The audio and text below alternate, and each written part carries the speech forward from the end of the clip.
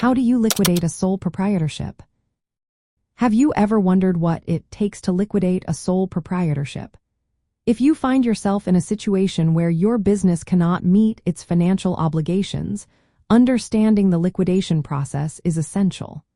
Let's break down the steps involved in liquidating a sole proprietorship, especially in the context of bankruptcy. First, the owner must determine insolvency. This means recognizing that the business cannot pay its debts. Once this is clear, the owner should decide to file for bankruptcy at the local district court where the business is registered. Next, the owner files a bankruptcy petition. This is typically done under Chapter 7 or Chapter 13 of the Bankruptcy Code. Chapter 7 is a liquidation bankruptcy, meaning the business will cease operations, and non-exempt assets will be sold to repay creditors. Chapter 13 allows for a repayment plan over several years, which may let the business continue operating during that time.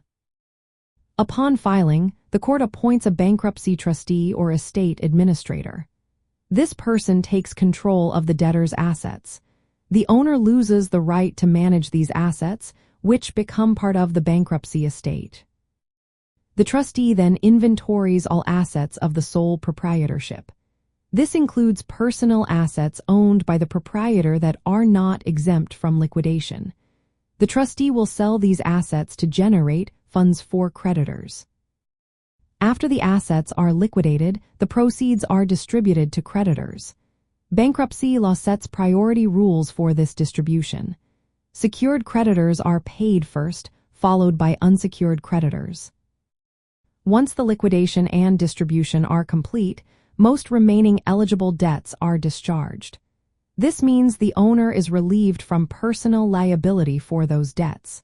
The business is effectively closed as its assets have been liquidated. It is important to note that because a sole proprietorship is not a separate legal entity from the owner, personal assets may be at risk unless protected by exemptions. These exemptions can include certain equity in a home, retirement accounts, or personal belongings. Liquidation under Chapter 7 is usually quicker but requires surrendering non-exempt assets. Chapter 13, on the other hand, allows for a repayment plan that might help preserve some assets and keep the business running. Filing for bankruptcy and liquidating a business involves legal procedures and deadlines. Consulting with a bankruptcy attorney is highly recommended to navigate the process effectively. In summary, liquidating a sole proprietorship through bankruptcy involves filing for bankruptcy, turning over control of assets to a court-appointed trustee, selling those assets to pay creditors, and closing the business with debts discharged according to bankruptcy law. Understanding these steps can help you navigate this challenging situation with clarity and confidence.